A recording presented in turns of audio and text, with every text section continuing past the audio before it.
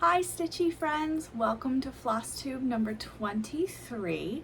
My name is Chelsea. I'm the owner, the designer for Vermont Stitchy Co. and welcome, come on in. Today is catch-up day.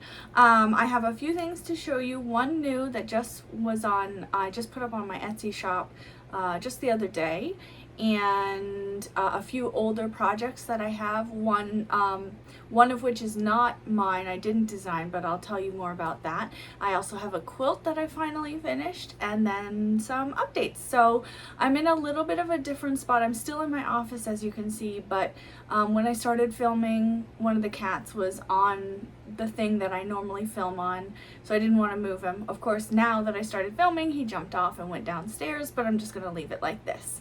So first and foremost, I told you last week that I was doing getting rid of the daybed and putting in a curio cabinet. So ta-da! So the daybed is now gone. Behind the chair right here, there is a little, it's a futon folded in half, and then a memory foam mattress folded in half on top of the futon. And so it's like a little reading space for me, or a space for the cats if they want to sit down and relax. They haven't yet. I don't think they quite understand what's happening. Shadowfax likes this spot here by the window, and Tears normally in the bedroom, but I have it there just in case. But there's the curio cabinet. It does have a few cross-stitch items in it. This silvery thing is actually a bigger version of this. This is, I don't know, some sort of crushed mosaic glass piece that is battery powered. I've got it on a timer. It turns on around 4 or 5 at night, so it glows in the darkness. So it's 6 hours on, 18 hours off, I believe is how it works. It is glass. I don't know if any of you like or watch QVC. I like to put QVC on in the background when I'm working because it's just nice to have something on for me. And so I've seen this on QVC. I'm gonna be really dorky for a second. Valerie Parhill, she has something similar. It might be hers, I have no idea. I just found it in the Big Red Barn in Warminster, Vermont. This one in the curio cabinet is significantly larger, and it's just glass, and then from the inside it reflects the glass out. So I don't know if it's mercury glass. Valerie Parhill, QVC, if you're looking for something similar. Again, I didn't buy it from there, I just bought it from an antique shop. They had red ones too, 3 different red ones, this size, that size, and then an even bigger size. And when you turn the lights on, it looked silver, but it was red glass.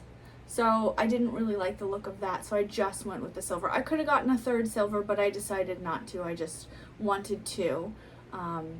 Yeah, and I like the look. It's very nice. It's I have a little cauldron. It's like this big. It's a fake cauldron. It's actually a device one can smoke out of, but I don't. I just like the cauldron, so I bought the cauldron. And so I put them on either side. And I like the silver because it can move through the year. It's seasonless. You know, it'll be perfect for Christmas, it'll be perfect for winter, you know, after the Christmas time, and perfect for spring and onward. So I'm excited about this. It looks really, really nice. It lights up the curio cabinet at night, which is lovely. Okay, so let's move on to cross stitching because that was a lot of nonsense.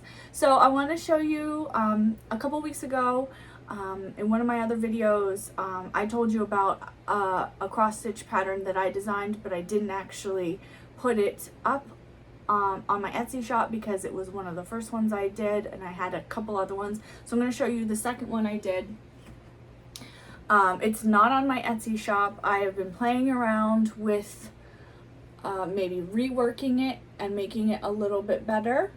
But this was in that phase that I was in with the busted canvas, which I still really like, but I haven't found one that I want to do again. I really have to really want to do it. But busted canvas, this is black fabric on the inside, just another orangey fabric on the outside, both Mod Podge down, leave it to dry, and then this is set on a flat canvas. See, this is a thick canvas, so this is set on a flat canvas with some batting in behind, and then I just wrapped it around. But I like the triangle or the diamond, I guess, idea. We've got a foxy friend here, 2 turkeys, and a bunch of trees, and I like it, and pumpkins down here. I don't know if you can see. I like it, but because it was the second pattern I designed, like before, I was like, this is not good enough to put on an Etsy shop. I was still just practicing, and it was in that phase where I was just using white and not dyeing my 14 count. So I'm probably, maybe this will be a nice one to redo for Thanksgiving because of the turkeys, so I might do that. I like the different colors of the trees because in Vermont we've got them happening. It's right into fall. We're in October. We've been through kind of a drought here in Vermont, in southern Vermont, so we haven't had a lot of rain. So the leaves are changing, but they're not as vibrant as they normally would. But they're still orange, but not as orange. It's more of a burnt orange, not as yellow. Normally we have distinct times of here comes the yellow, then here comes the orange, then here comes the red, and it hasn't really done that this year because of the lack of rain. So yeah, but this is one, it's not on my Etsy shop, but I am thinking about redoing it. I don't know if I'm going to do in the diamond. That was a lot of work. I like the concept, but that's not something that I can put in a hoop. So we'll see. We'll see. The next one I want to show you is one that I did not do. This is called Spooky and Sweet. It's a stitch along. I don't know if it's still on their website, but it's with the Fat Quarter Shop. It was for their Halloween in June, so they did it in 2024.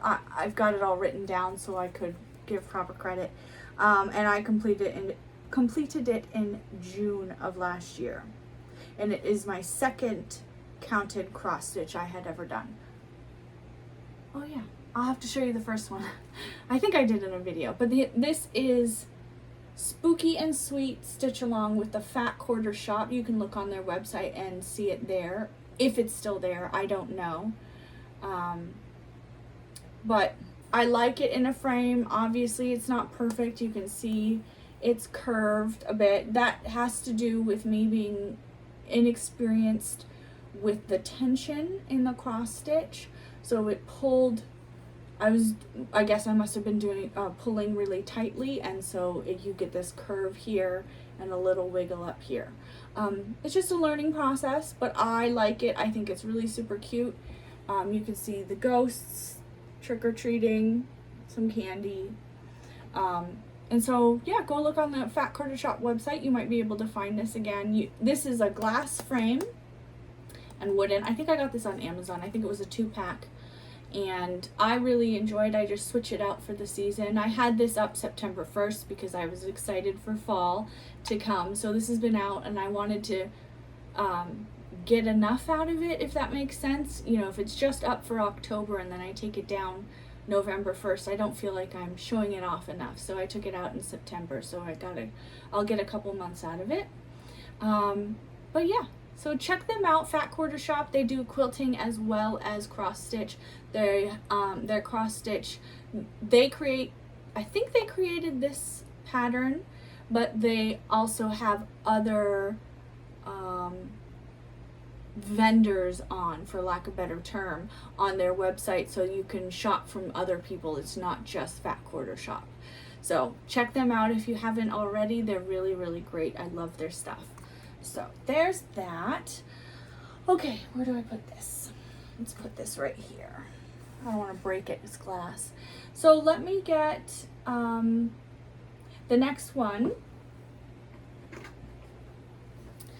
I don't remember if I showed you this, but I wanted to show you again. It's a busted canvas. This is on my Etsy shop right now, this pattern, so you can find it. Is it? I think it is. Yeah, I'm like 90% sure this is the second one I put up there. So you've got a cat with wings, you know, he's in a witchy room, and there is a little mouse crawling up here. In hindsight, I would probably have put this in a larger hoop or perhaps a frame like the last one, because you can't really see the mouse going up the wall there, and you can barely see the spider. But you know, it's all a learning, and this was one that I was very proud of. It is on my Etsy shop, but I did a busted canvas. I can't remember if I showed you it already. If I did, forgive me. But I like the black cats. I have a quilt, and this is just a scrap of fabric, and then this is fabric in here, both Mod Podge down. You can kind of see there's some black bats. That's also fabric, because I could tell when I laid this down that you would be able to see the white of the canvas that it's on, so I put Mod Podged another piece of fabric down, again a scrap from this quilt, and I think it looks nice peeking through. But I hang this up. I hot glued a hair tie to the back. It works like a charm for hanging up, and so I just switch out and rotate my stuff. So if you're interested, that is on my Etsy shop. 14 count Ada, tea, coffee dyed on the back, and I think it looks very nice. And let me show you what's on my Etsy shop right now. I just love the curio cabinet. I'm just giving you a nice view of it. I think it's lovely. So this I just put on my Etsy shop yesterday. I just finished it yesterday. So for the past 2 weeks, even though I'm on break, I have been redoing the kitchen, redoing the backsplash, and then the countertops. I have not put pictures on Instagram yet. It's not fully finished. I still have to put a little bit of grout at the very bottom of where the tile is to fill in the gaps. My countertops, while on one side where the kitchen is, slants down slightly, and there's a significant amount of space between the 3-inch backsplash. It's not a backsplash. It's the kitchen countertops go up 3 inches, just a smidge, and so between that 3-inch backsplash and the tile that I put down, there's about a 1/2 inch to almost an inch across the sink area. Didn't install it, don't know who did. They did a crap job, and because of that, it's also slanted down slightly, so you can see down and through a little bit past the backsplash. So I'm hoping if I just grout it, it'll thicken that little space, and then I will be able to put caulking right around it, or get like a thin piece of wood and just lay it on the diagonal to protect, so no water spills down the back. I don't think it would be an issue, but it's better to be safe than sorry. So we'll see. And then the other side just needs a little bit of caulking around it. So I've got that to do. I painted the countertops. They're with Gianni countertop kits. Giani, I think it's spelled, Gianni countertop kits, and you make it look like marble. They've got a whole bunch of different options. I chose the gold marble option, so I painted lines to give it the illusion of marble, and then once you've done painting it, you put epoxy on top of it. So the way I had to stagger it, so it's taken about a week and a half. I had to stagger. I did the tile and the backsplash first. I then painted the countertops with just the white paint and gold. Let that sit for a few days. While it was sitting, I was grouting everything, because the paint's it's not going to hurt anything to have grout on top if it gets on top. And then what day are we in? Friday? On Wednesday, I put the epoxy down. And you're not allowed to touch it. You're not allowed to do anything with epoxy, which is why I did the grouting first, because I didn't want things going into it and then getting stuck in the epoxy. That would have been a poop show. So now it's hardened, but I still can't put stuff on it, and I can't lean onto it because there's a part I need to reach. So I have to wait a full week, so till next Wednesday, and then I'll be able to do all the finishing touches. But so all that to say is that I was really behind on my cross stitching, but yesterday I finally finished this piece, and I'm so excited. Ta-da! This is if you remember in my, was it my last video or the one before, I showed you the original one that I had made. It was my first ever cross stitch pattern that I had designed, and I didn't put it on my Etsy shop because I didn't like it. I liked it for me, but to be able to sell it, I was like, no, this is not good quality. So I redid it. I took it, created a whole new pattern. I didn't have the snake, I didn't have the candles, there was no smile on the moon, there was no cat. Up here, I think the cat was down here, but I don't know if you can see the poison bottles here, or the potion bottles I should say. She does have shoes that's just covered by the leaf. Let's see if I can get it. See little shoes. So yeah, I updated it. I think it's absolutely lovely. The shading here with the purple, that is just happens to be how I dyed, is Rit dyed purple. I didn't stir the mixture, I just let it settle as it landed, and it gave this kind of cool dark effect behind the tree, which I really liked, and I intentionally put the tree there. You don't have to do it, it can be one color, but I like this, and the way it's matted, it also is really light around, or not matted, the way the color landed on the fabric, it made it really light around the moon to gives the appearance of shadow and more dimension. So I really like this. I think it's so fun. And these in the back, you know, they could be, use your imagination, they could be crows, they could be bats. It's really your decision. And it is intentionally cut off here. I had an idea, I mean, that's how I did the pattern, so it's meant to be that way. If you want to do the stitching with the housewives where they put it on sticky board, I think this would be, it would look even better on a sticky board, but I really enjoy this. I think it's lovely. You don't have to, obviously, it's your choice. But I like the green and the black. These are little picks. Oh, I forgot to get the picks. I'll put them and their information in the description box below, but they're picks from Michael. They were 50% off, so I got them for 99 cents. They had 3 little vines coming off of them with these foam balls on them, and it was, this one particular had green, purple, and black on them, so they look like little vines. I got some more picks. I'll show you in the next video. I'm not gonna go get them right this second, but I really like this. This is just an old pick I had. I ripped a flower apart and put it down, and then put little green balls in there, and I think it looks lovely, very festive. I think it's very festive for the season. Yeah, so again, this is an old pattern I redesigned so that I could put it on my Etsy shop. So it is there now. You can find it on my Etsy shop. I want to show you a close-up of the snake, because the snake I think is just absolutely gorgeous. And just like any of my patterns, I did her face and her skin purple. I thought it looked nice and on theme, but if purple doesn't work with your decor, you can totally change anything about this. You don't like her dress being green, it doesn't go with your decor, make it match your decor. You don't like this color snake, choose a different color that matches, and that's the wonderful thing.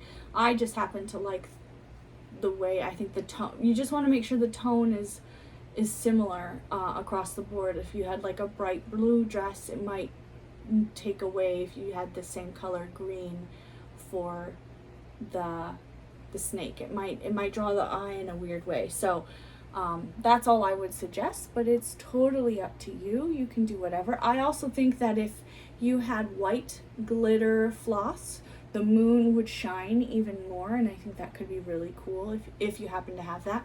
And these are supposed to be bone, like spine bones for the candles that they're sitting on. subtle. It's not scary Halloween. I don't really like scary Halloween. I think I fall somewhere in between cute and scary, but it also needs to match my decor. And yeah, so you can see, you know, the colors are pretty similar here in terms of what I use. And if you're cross stitching or new to cross stitching, or you might want to keep that in mind. See what fits, if they can mesh together. I mean, I'm not opposed to putting things randomly together. Like, for example, these two, they're not going to sit side by side, but they can be in the same room. I don't see why not. But some people don't like that, and that's perfectly fine.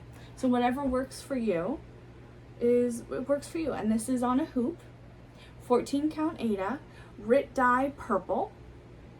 Again, I did a half a capful, and I poured it in and just didn't touch it. I just, wherever it settled is where it settled, and I just let it sit, then took it out and put it in the oven to hold put it at the lowest setting, which happens to be 175 for my oven, and let it sit there in the oven baking, but it sets the color so it doesn't come off, for 15-20 minutes. I just wait until it's dry to the touch, and then I turn the oven off and let it stay in the heat of the oven to really make sure it's dry.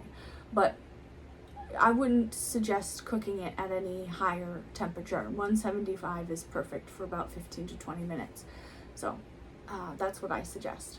But yeah, so I'm really excited about this. Quick update on life stuff. So I had a blood test. Sorry, just getting the paper out with the info. I had a blood test a couple weeks ago, and so I got confirmation. I have told you, you know, I have endometriosis question mark, because there's not really a test that you can do to confirm it unless you go in surgically, and I'm not doing that. I don't think it's covered by my insurance, and so that's not going to happen. For those of you who happen to watch this and you're not in the US, if it's not covered by insurance and it's considered not medically necessary, you have to pay out of pocket. I don't know if I have any subscribers who are from the UK or outside the US, but just in case, just want to let you know. But my estrogen levels are so high that it does prove I have something wrong, and it would make sense that I have endometriosis. So a normal, in the luteal phase, which is just after ovulation, but before you get your period. Sorry, dudes, a little TMI. An ideal range would be 56 to 214. Ideally, even better, would be 175. I'm 284. So it's real high. So anybody needs some extra estrogen, I got it. And then for progesterone, which is what's needed to, if a person wants to have a child, but just it's a sign of a healthy body in a woman, mid-luteal, it's ideally would be 6.7 to 22.2. 6.7 is the lowest you should be for a healthy person. I'm at a 1.2. So mama's got it real low. So I have to take progesterone during a certain time in my cycle, and then I have to take estrogen, or take pills to remove the estrogen from my body, which will hopefully help with the endometriosis stuff. I don't know if it will help, but yeah, so my husband's in for it. I'm gonna be going up and down emotionally for a little bit. So we'll see. So that is what's up with me, and that's what the follow-up is. I won't have another blood test for another 3 months, just to see if anything has changed, if my body has changed. Fingers crossed I won't have really bad flare-ups from the endometriosis. It's quite hellish.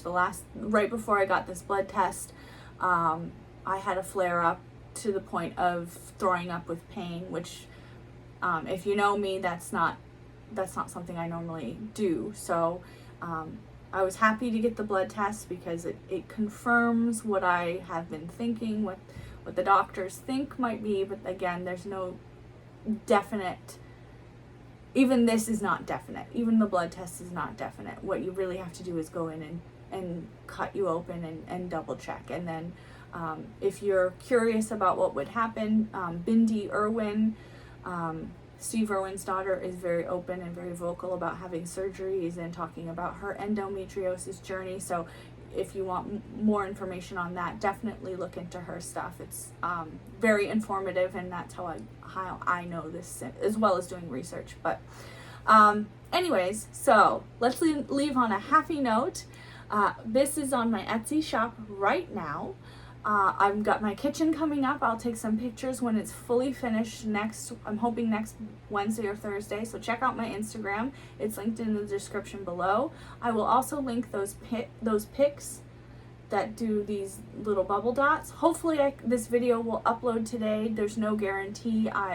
For me, it's been taking 3 or 4 days. So fingers crossed it won't. And have an absolutely wonderful day, wonderful weekend. Happy August, happy October, happy fall. I hope you're enjoying some fall-y things, getting in those leaves, crunching, touching dirt, touching earth, settling yourself, centering yourself. And as always, get in some good cross stitch. Enjoy this cozy weather that we're getting into. Have a good week. Bye.